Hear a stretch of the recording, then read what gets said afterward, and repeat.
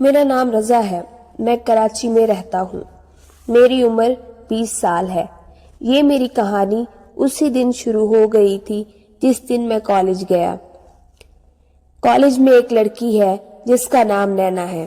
نینا ایک بہت ہی خوبصورت لڑکی ہے۔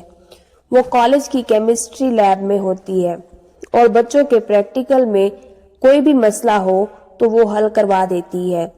وہ مجھے پہلی نظر میں ہی پسند آ گئی تھی کیونکہ وہ ایک نارمل قد کی مگر بھرے ہوئے جسم کی ہے۔ اس کے علاوہ اس کو پسند کرنے کی وجہ اس کا وزن کم ہونا بھی ہے۔ شروع کے دنوں میں نینا نے مجھے نظر انداز کیا تھا مگر میری مسلسل گستاخیوں کو وہ زیادہ دیر نظر انداز نہ کر سکی کیونکہ مجھ سے پہلے شاید کسی اور لڑکے نے اس کو ایسے کبھی نہیں دیکھا تھا۔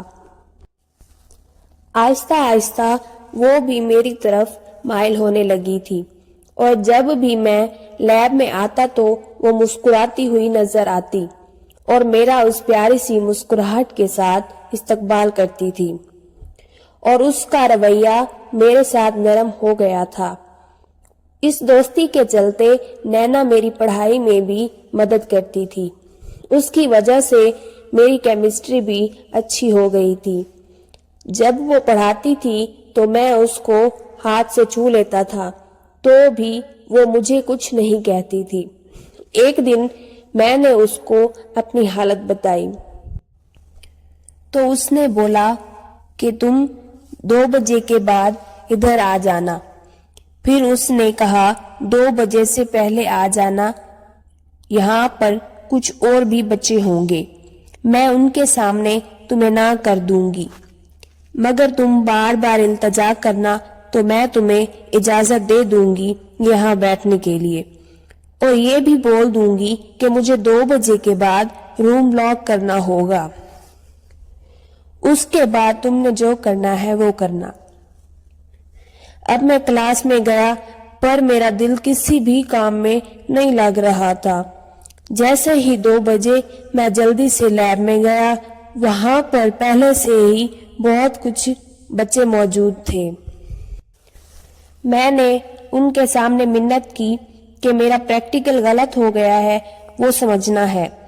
کچھ وقت محنت کرنے کے بعد مجھے وہاں رکنے کی اجازت ملی۔ اس دن نینا نے پنک کلر کے کپڑے پہنے ہوئے تھے جن میں وہ بہت ہی حسین لگ رہی تھی اور میں اس کی طرف ہی دیکھے جا رہا تھا۔ نینا نے تقریباً 15 منٹ میں سب کو باہر بھیجا اور دروازہ بند کر دیا۔ اس کے بعد اپنی بازو کھولی تو میں جلدی سے اس کے پاس گیا اور اس کے جسم سے کھیلنے لگا۔ میری حرکتوں کو دیکھ کر نینا بولی کہ تم نے پہلے بھی بہت سی لڑکیوں سے ایسا کیا ہے۔ میں مسکرانے لگا۔ میں نے کہا تم پہلی لڑکی ہو جس کو میں نے ایسے ہاتھ لگایا ہے، باقی رہی بات ہر چیز کی سمجھ کی تو وہ میں نے انٹرنیٹ سے سیکھا ہے، اور اب ہم دونوں کو انٹرنیٹ کی بھی ضرورت نہیں ہے۔